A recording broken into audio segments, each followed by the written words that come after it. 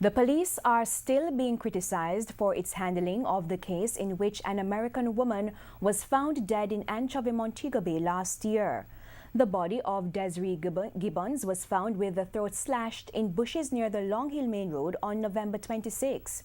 Desiree's mother and father have returned to Jamaica to mourn the anniversary of their daughter's death. They say life has been difficult. Completely changed, trying to find a new normal. But because we have no answers at all, it makes it very difficult. Her two little sisters are struggling. Myself, I'm just numb. Her father, he's a mess. Still very surreal, and I think what makes it worse is that we're getting no answers from the Jamaican authorities.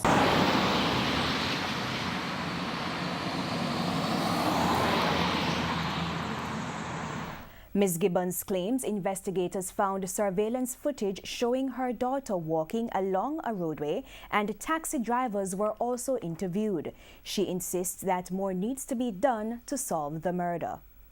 Basically, there are no new developments in the case. So if I have to come back every year on the anniversary of her murder, I'll come back. I'm hoping I don't have to come back next year. I'm hoping that there will be new developments in the case. You know, it scares me a little bit that people have forgotten about her here.